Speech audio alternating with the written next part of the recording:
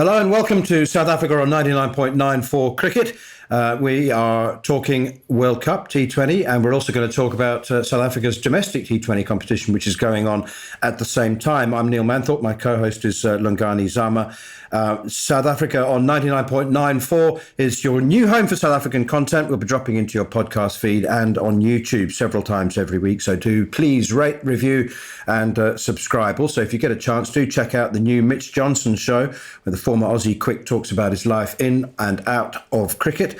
You can find it wherever you listen to your podcasts or on YouTube. So thanks once again for joining the conversation.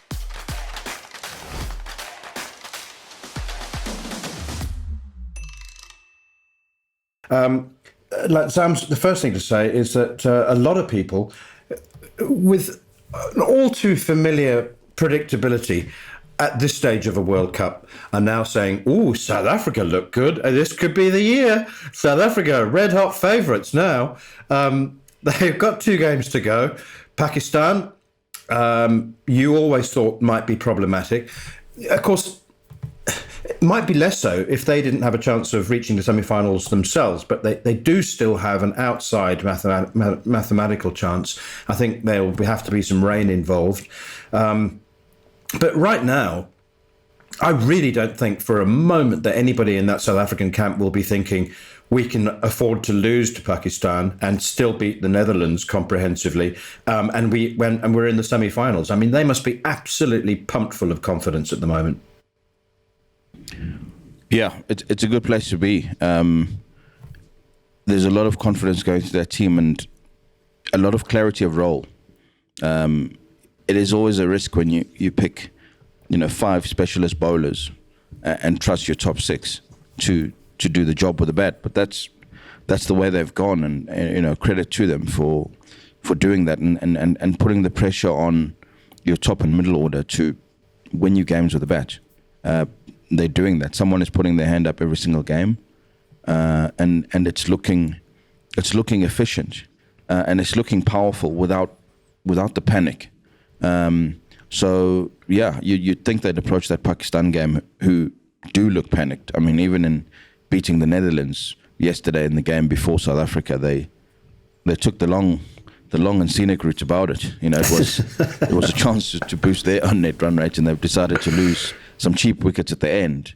But they're Mavericks. The thing with Pakistan is that their attack is quite similar to South Africa's in just how they can blow you away up front. And South Africa will be wary of that. But they'll approach that game with a lot of confidence. I think beating India under pressure is something that any major nation would take, because that wherever you play India, you're always playing against 12 with the crowd, fully behind them. So the fact that they were able to do that in Perth yesterday bodes well for the rest of the tournament.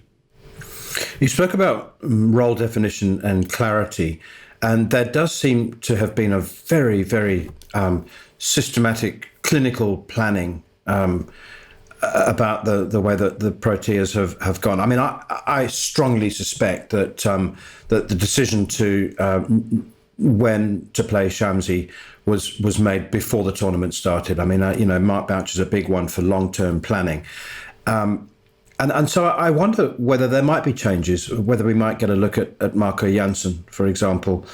Again, I mean, the Pakistan game is at Sydney, so I suspect Shamsi will come back for that. But do you think that there are any other changes? That's the only one that I can see is the sort of the Ngidi Shamsi one or the other. Or do you think that Jansen might make an appearance? So I think if you look at the way that South Africa played against India, the one concern ongoing is Temba Bavuma's form, and the way that he went out against India sort of worries you, because you're now sort of trying to recreate the wheel. If you go out playing your normal shots and you nick off, or you get a good ball and you get LBW, that's one thing. But ramping is not something that Temba Bavuma has traditionally done. But the fact that he's now going to try and recreate shots that other players play with more confidence, and it's just not his game, it tells you that the pressure is, almost becoming unbearable. And that's a question mark. And you've got a Reza Hendricks, obviously, who's in the form of his life. That's the only change that maybe they would think about, because you can't ignore it forever. When you get to the crunch, you're going to need that whole 11 firing on all cylinders, because you're either going to run into New Zealand or England or Australia in that semi-final. And never mind on the field, they'll let you know in the build-up that your captain is under pressure, and they expect you to pick him because he's your captain, and the fact that he hasn't made runs. But they'll know that they've got a soft centre to aim at right up at the top. So there is that one serious issue that South Africa have, and it has not gone away. But in terms of the rest of them, Shamsi, you'd expect to get, well, Shamsi and Janssen, you'd expect them to get a run against Netherlands, because we've done it before. We've taken players to World Cups and no one has played, and it does affect morale. So if that was the game that they identified as, you will play when we play one of the qualifiers, and we'll refresh, whether it's a Parnell or whoever else, then fair enough. And you would like to think that they've thought that far ahead and said, if we're in a position, we'd like to give everyone a run. Do you remember about 5 or 6 months ago, Mark Boucher was asked about the captain's strike rate, and he said, we have identified that. We know that it's not ideal, and we're working on some more scoring options for him. That was pretty much the ballpark quote, and it just seems now that that Temba's been practicing some new tricks, and now wants to play them all the time, and that's such a shame, because it's not like he lacks conventional shots. You just like to see him hitting down the ground. I mean, against Bangladesh, he faced 2 balls and played 2 reverse sweeps. Sorry, against Zimbabwe, that was. Against Zimbabwe. He faced 2 balls, he played 2 reverse sweeps, and he's made 10 off 15 balls against India. And as you said, I mean, of those 15 balls, okay, the 15th one got him out. He was playing a ramp shot. But how many conventional Temba Bavuma shots did he play in the other 14 balls?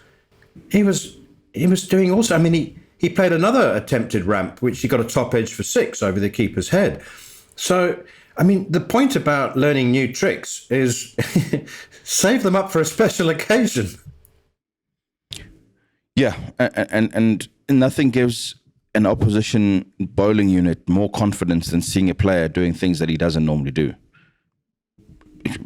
It just tells you that there's a panic, and it's a matter of time. When you're playing your normal strokes and hitting fielders, but you're coming out the middle of the bat, that's different.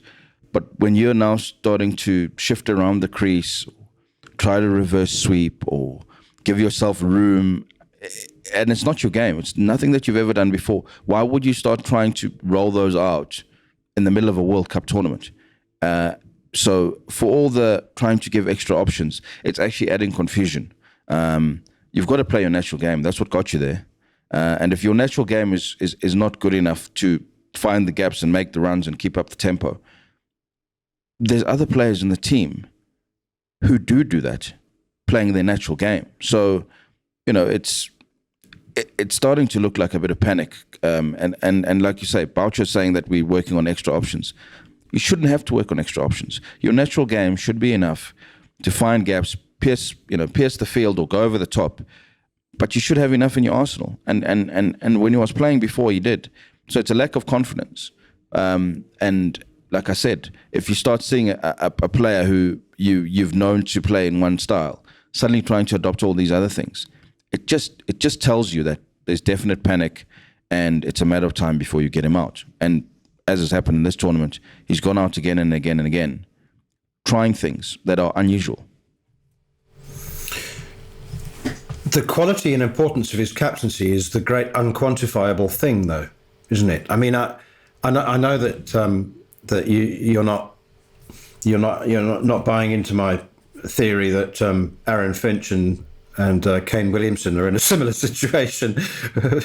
I'm not sure that either of them would get into their strongest starting 11, but they are held in such high esteem and regarded with such respect by their teammates that I think they'd be horrified if either of those two considered leaving themselves out. But there is a similarity between the three of them, and Bavuma is held in enormously high regard by his players. Absolutely, massive. There's a lot of respect for the way that he handles a team, that he juggles that bowling unit. There's a sense of calm on the field. But, we can't get away from the fact that your primary job is still to score runs at the top of the order, or at least score runs at a decent enough rate not to put the team under pressure. We've spoken in previous episodes about guys like Riley Rousseau who either get in and get going or get out immediately. Personally, I wouldn't mind if Temba Bavuma is failing with a naught of 2 or 3 balls and moving on. But if you gobble up 12, 13, 14, 15 balls and you've only scored 3, 4, 5, the amount of pressure that it adds on everyone else to sort of get going straight away. And we've said that a lot of that middle order of South Africa's needs the time to assess and then get going. To make a cold start and start hitting sixes is freakish. And very few have managed to do it in history. You still need the time. But if that time has been taken up and then wasted, it adds so much more pressure. It makes the job so much harder for the people who come behind. We've said it now for weeks. It is a problem, and I don't know who makes that call. It doesn't seem as if they're going to make that call, but it would be a terrific pity with all the warning signs there if South Africa lost the game because they just didn't have enough tempo up front, and knowing what you have. And the way that these things work, inevitably there'll be a Reza Hendricks who comes out 6 months from now and saying, I felt in the form of my life, I don't understand why I didn't get one crack at a T20 World Cup on the back of a year where I was T20 Player of the Year and scored 450s in 5 games, and I felt like I'd figured it out. How do you answer that question? We'll take a short break and then we'll try and answer it. You're listening to Cricket's Conversation on 99.94. Whatever your team, we have the show for you on podcast, YouTube, or on the 99.94 app. We have India, England, South Africa, West Indies, and now Sri Lanka covered. If you want to find us, the best way is to follow us on social media at 9994DM by downloading the 9994 app or Google 99.94 on podcast. We speak cricket. Okay, so just wrapping up on Temba Bavuma, my point is, you said that you wouldn't mind if he made naught off 2 balls, and the scoreboard kept moving and the game kept moving forwards.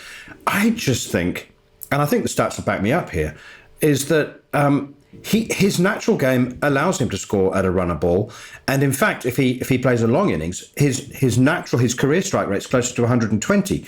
Okay, it's not going to be the 150, 160 of an Aaron Finch in form, or Glenn Phillips, or that there's lots of guys these days that score at 150. He's never going to be that man, but. Just if he did just play his natural game and scored out a run a ball, there's so much firepower in that middle order that wouldn't be incongruous. That'd be fine, wouldn't it? Yeah, of course, absolutely. If one of your players is turning strike over, going run a ball, sure, there's value for that. We saw Surya the other day for India. For a long time, he was just nerdling along at run a ball, and the thing is, at the moment, when you're short of confidence, you're not even putting the half bad ball away for 4. There's no pressure on the bowler, and T20 is about as much as possible putting as much pressure on those 120 balls as you can. And when bowlers are bowling with more and more security because they know that you lack the conviction to just even take a risk, it's problematic. You start thinking. Used to joke about it. There's certain players that you'd almost want to keep in. If you start thinking like that because you want to keep someone in because they're not hurting you at all, that's a bad place to be, because you're hurting your team the longer that you're out in the middle. So rotating the strike and making sure that, your best players, your Rileys, your Quinnies, your Millers, have enough balls, because that's the trick. You've only got 120 balls.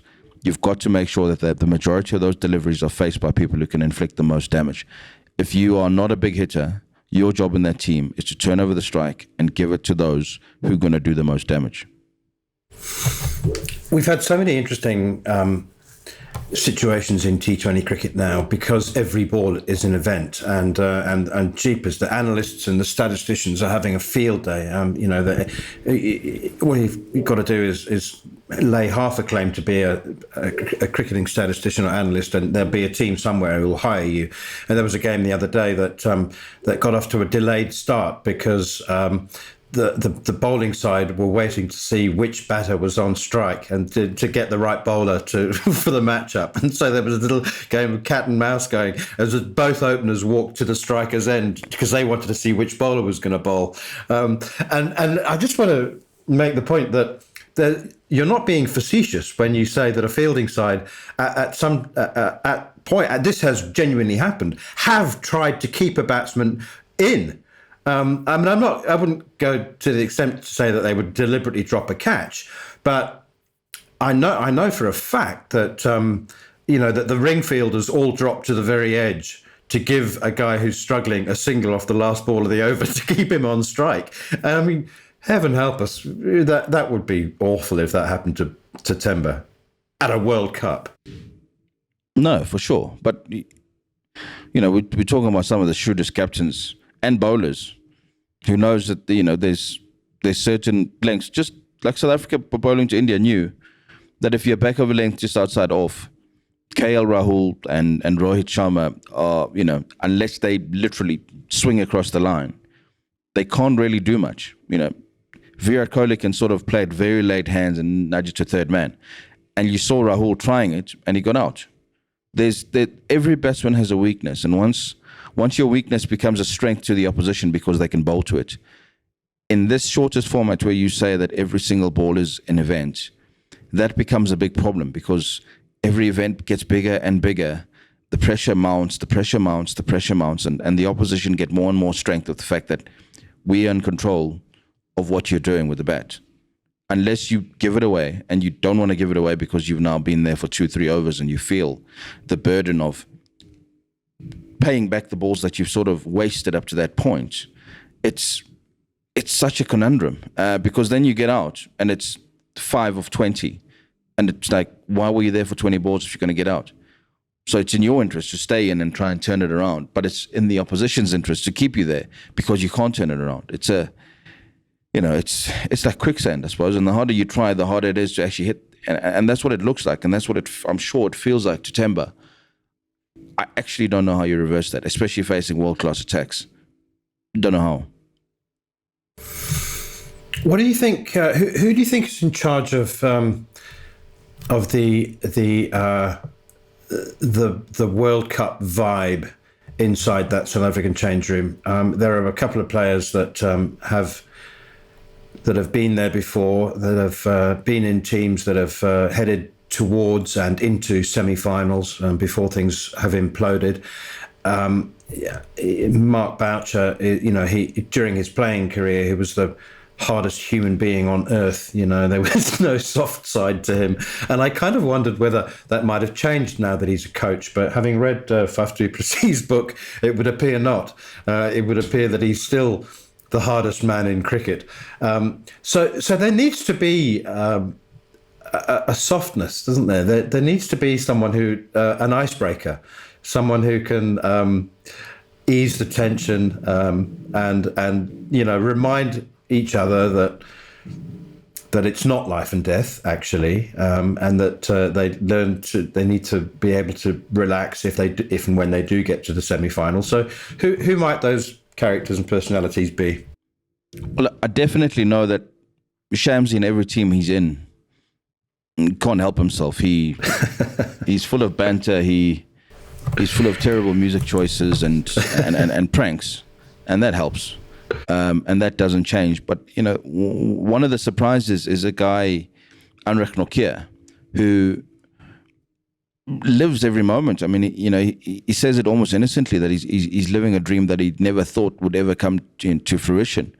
And as he's got into the team and he's, thank goodness, injury free, more and more of his personality has come out. He and Shamsi actually did an off the cuff interview together post match, and you can see that once players get comfortable around each other, there's a sort of natural flair to just have fun, and he is. You bowl 150 k's an hour. Your job is pretty cool. You scare people for a living. Off that, you're a big softie, and Anrich Nokia has got an infectious personality. There's others. I think Dave Miller will always have his inner child not far from the surface, but it's always good when you get fresh energy, and I think and Anrich Nokia and the way that he's approached it, and the way that he's taken everything that's come to him. He missed the World Cup because of injury just when he thought he was breaking onto the scene. Everything that's happened, he calls it a blessing, and you can see he enjoys absolutely every moment. And being around that for somebody who's doing as well as he is can only be good for the team, because it's genuine. And you'd hope that it feeds off these young guys like Stubbs. You'd hope they feed off that kind of energy, and then Shamsi being Shamsi. I mean, even a guy like Kesh will surprise you. Again, absolutely terrible music choices, but fancies himself as a style icon. Likes to, it's funny when you get these pranksters who then have to run a team talk and be stern and serious. But just 2 seconds ago, they were, taking the absolute mickey and dancing along the corridor. But there's a few of them, and it's important. It's a longish World Cup, and they were obviously in India beforehand. So there's been a lot of time to build up good team spirit, and you can see it. They're it's people enjoying each other's successes and sharing each other's pressures, and that helps massively on a field. That helps, and even a Quinny de Kock, who's obviously had his struggles and changed a few things in his life, you can see the enjoyment on the field. He's one of those who wears his expressions fully on his face. He can't hide it. There's definitely a sense of enjoyment even in the field. If Quinton de Kock is not shouting at fielders for throwing badly at him and throwing at his toes instead of over the stumps, he doesn't care. But when he's shouting at whether it's KG or Miller, that he's fully engaged, and you've seen that throughout the tournament. Okay, we'll take our final break, and when we come back, we'll talk SA20. If you love the language of cricket and want more, then head over to the 99.94 app, and you can hear all of our podcasts and cricket commentary. We're adding new shows all the time and covering cricket series from all over the world. Be the first to hear all of our announcements by following us on social media at 9994DM. Welcome to Cricket's Conversation. Okay, there's another tournament going on during the T20 World Cup, and that is the Cricket South Africa T20 Challenge, the domestic tournament between the 8 First Division provinces here in South Africa. And I know that you've probably been far too busy to catch much of it. And I can tell you, Sams, without being disrespectful, that you're not missing much. There's been some pretty ordinary cricket. There have been a couple of highlights here and there. And one of the main reasons is that the whole tournament is being played at the same venue, at the JB Marks Oval in Potchefstroom, on 3 pitches. They've now had 26 games on, and they're using 3 pitches. So I feel very sorry for the players. I mean, they're getting really low and slow and taking undue turn.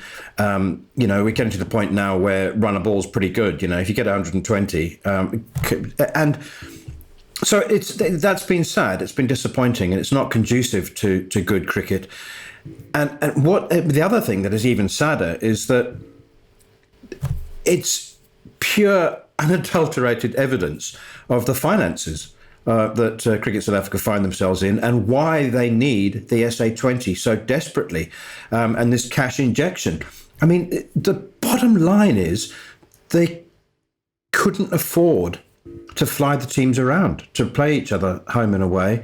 It had to be played at one venue where everybody could stay at the University of Potchefstroom. And it's, I mean, have you seen much of it? I've seen bits and pieces, and not just this season, but the last 3 seasons. And I know another part of the reason initially was during COVID, you kind of had to keep everyone in a bubble, so it made sense to stay in one hotel and use one venue. But the first thing that it affects is the quality of the cricket, because, as you say, as it gets lower and lower and lower. I remember a few years ago, Keshav Maharaj and someone else were opening the bowling at Kingsmead because it was just so low and slow. It's actually becomes an inferior product, before a ball has been bowled, because you're playing on such a used pitch. It does not encourage good stroke play. It becomes a case of survival, when part-timers are suddenly becoming frontline bowlers because it's turning so much. So, yeah, the cash injection is desperately needed. There have been some good performances. I've seen Grant Roelofsen has made runs, Dolphins are in the semis, Devil Brevis made some runs. So, yeah, it needs to change, and you do need to play on fresh surfaces around the country and take the game around again. And hopefully the injection that comes with the SA20 does change the way that they organize that, because at the moment it's almost a tick boxing exercise, and it's unfair preparation for most of those players. Have you been enjoying the social media activities around the 6 franchises? I just want to, because I've been writing a couple of pieces on the performances of the SA20 players at the T20 World Cup. The Pretoria Cup, it's interesting actually, because the West Indies were knocked out, and that took out 5 players who are playing in the SA20. So there are 26 players in the SA20 who are playing at the World Cup. Mumbai Indians Cape Town, my Cape Town, has 4. Pal Royals 4. Sunrisers Eastern Cape has 4. The Durban Supergiants would have had 5 if they're 2 West Indians, Kyle Mayers and is it Johnson Charles, Reece Topley as well. He was injured. He's also a Durban Supergiant. So they've only got 3. The Joburg Super Kings have got 3 players at the World Cup. The Pretoria Capitals have 8. I just keep looking at this Pretoria Capital squad thinking, do they have the same budget? Because there's Phil Salt, Riley Rousseau, Jimmy Neesham, Wayne Parnell, Adil Rashid, Heinrich Nortje, Kushal Mendes, and Josh Little, who took 16, the Irish left-arm seamer, took 2 for 16 in 3 overs against England in that upset win. But it's, I have really enjoyed the presence that the SA20 franchises are already creating. Yeah, I actually watched I think they call it Paul's TV. I saw that. And it's such it's fascinating. I mean, if you love documentaries and human stories, you love to see what goes into the thinking behind the scenes, and to see those meetings of how they were going to approach the auction, and what they were willing to put up for a single player right from the get-go, when it was still Shamsi Ngidi and Janssen and a few others. It makes you look at the auction in a completely different sense, and that's these embedded crews and the ability to really be in the change room. That's what fans thrive on, and you hope that the rest of them do the same, because obviously they've got bigger budgets. I mean, that looked like a really polished production that had a lot of thought and multiple cameras sort of in the room, and the one and only is a pretty hotel, but they made it look even prettier. So you'd hope that necessary polish comes to South African cricket every summer, because do need it, and there is obviously a lot of fun and that goes into preparing teams for what will be an adventure come January. Thank you very much indeed, Zams, and thank you to you for listening or watching. South Africa here on 99.94, we speak cricket every day, and we share it with you every other day. So please rate, review, and subscribe wherever you get your podcasts. You can download the 99.94 app and follow us on Twitter at Neil Manthorpe and at Ep.17 for Lungani. In the meantime, thanks for your time. Thanks for your company.